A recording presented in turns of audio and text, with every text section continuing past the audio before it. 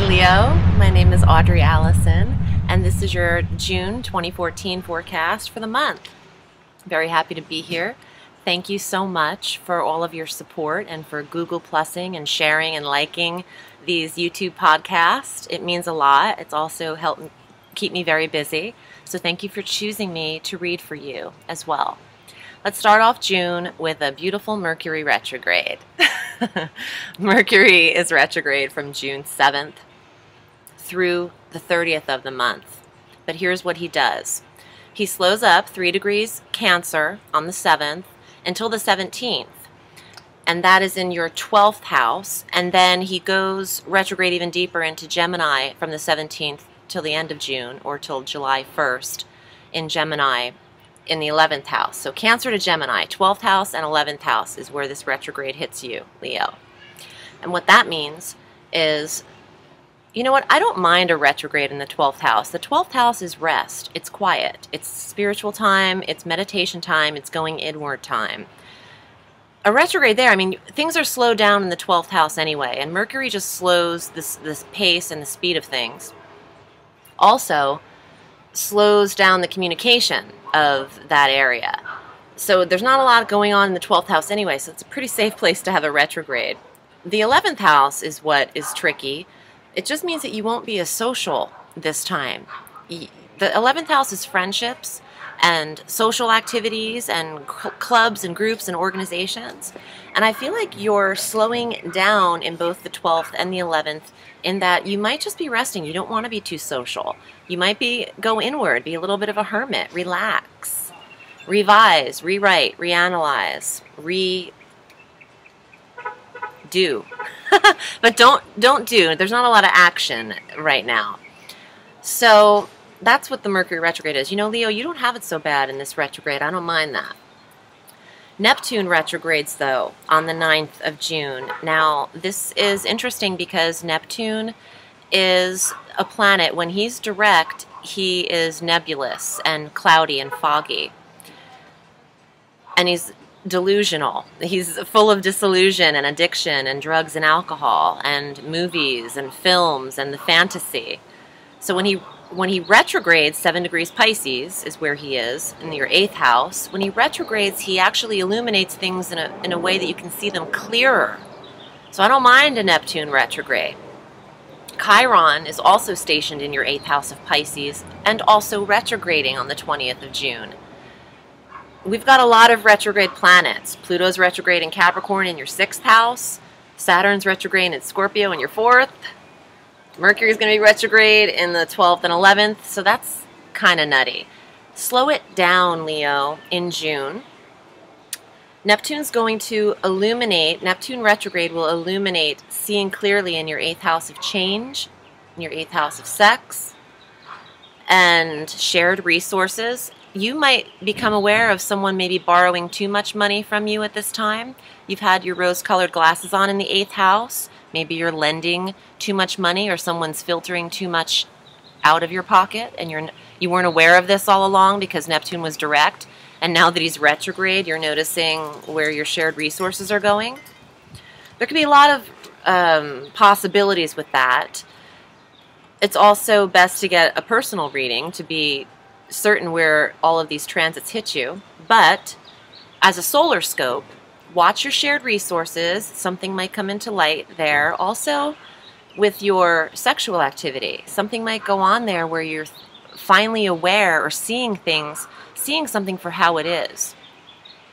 On the 13th of June, we have our full moon, and this is 22 degrees Sagittarius in a brother fire sign, sister fire sign, and this is your 5th house. This is an amazing full moon for you, Leo, because you rule the 5th house of fun and creativity and love and children and romance. So, full moon on the 13th will illuminate or bring to a recognition or a head something in regards to your children or your romance or your creative endeavors or ventures. Full moons also bring things to a nice ending because the moon waxes from new to full. New is when they begin, full is when they culminate and then end, and then the new moon starts again after that. So it's like this whole cyclical lunar cycle. You feel me? That you might end a romance that you're not into, that you're controlling, that you're not feeling on this full moon as being a Leo. You could also maybe finish a recording or a creative process or venture, an artist's work at that time, or finish a manuscript, or finish your screenplay, finish something creative at that time, finish your, I mean, anything is, well, not everything's creative, but anything could be, like if you're painting the home or painting something or getting your hands into something creative, you could finish it around the time of the full moon. On the 21st of June, the sun enters Cancer at 6:51 a.m. Eastern Standard Time. This is the first day of summer. This is the longest day of the year. It's the summer solstice. It's also my birthday. So I'm loving it. It's my favorite time of year because it brings on, it starts, your birthday is your new year. It's for me, that's when I celebrate the most, on my birthday. And I also make intentions and wishes. So you should do the same for your birthdays coming up soon, next month and the month after. But the sun going into Cancer for you is actually shining in this 12th house of quiet and rest. Leo, you're calming the hell down in June. That lion is purring and not roaring. You don't have, even though Mars is direct in your 3rd house, Mars being your aggression, you're communicating and being assertive and handling things with a lot of energy, and that's a great thing, but you're not active as much. You're not expressing yourself or stirring the pot. You're just stepping back. You're relaxing. You're resting. You don't have time for a lot of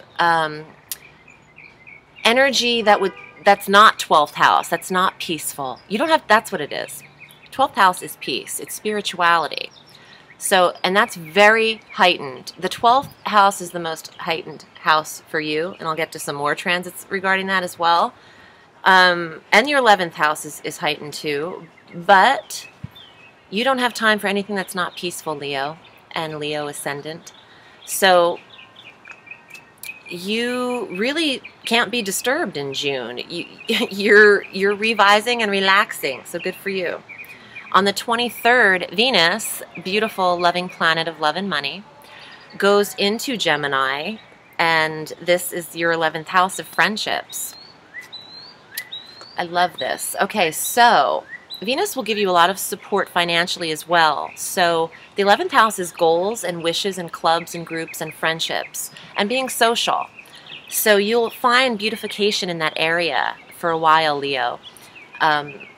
For 28 to 30 days, Venus transits, and she'll beautify this sector for you. She'll bring in the right friendships for you in the 11th. She'll beautify the current relationships and actually maybe add some more finances or exchange of money between friends or clubs at this time is supported.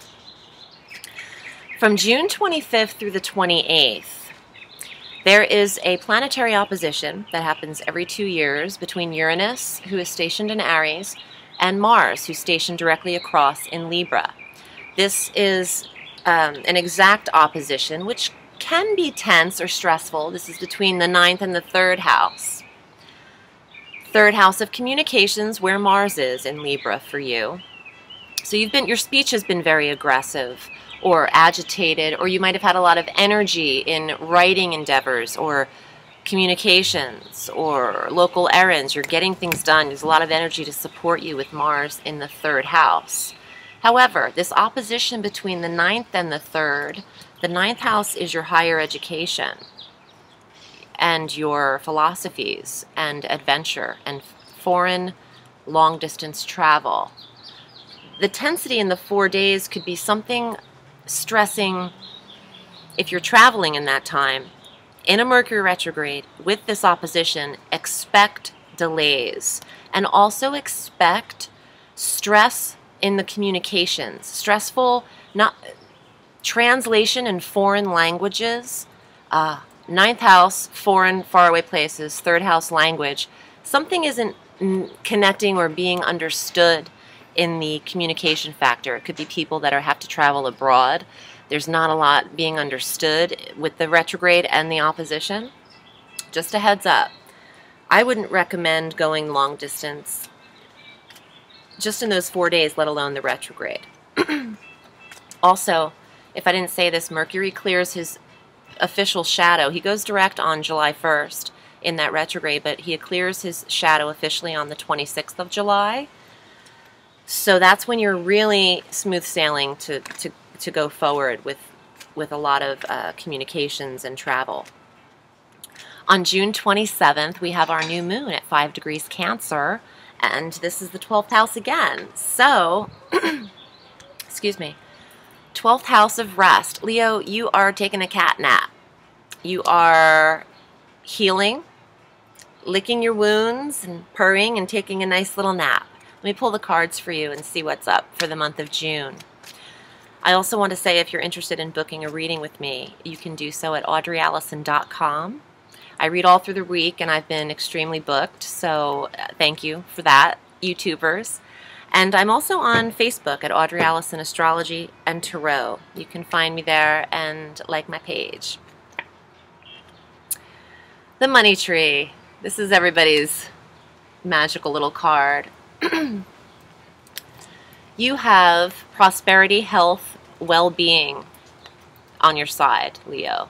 I think that the reason you have this well-being is because you're feeling such a sense of peace and rest, more so than any other sign in the month of June. And I love that because Leos are very fiery, and Leo ascendants.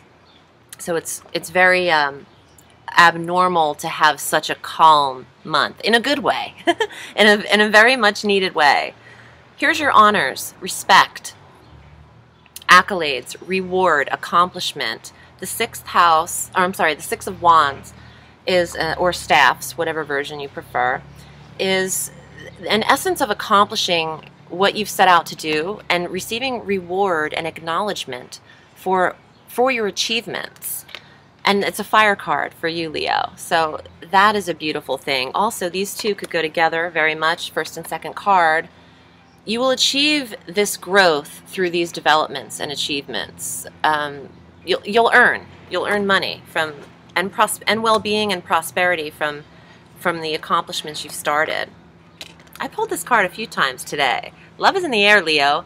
And why shouldn't it be? Because you rule the 5th house of love and romance. But the Lover's card is representative of the sign of Gemini, and there's so many things going on with that sign. Mercury retrogrades into Gemini from the 17th to the 30th. Also, Venus transits into Gemini, affecting your 11th house of friendships. But the Lover's card in this spread, you really have to love what it is you're doing and what you're earning here.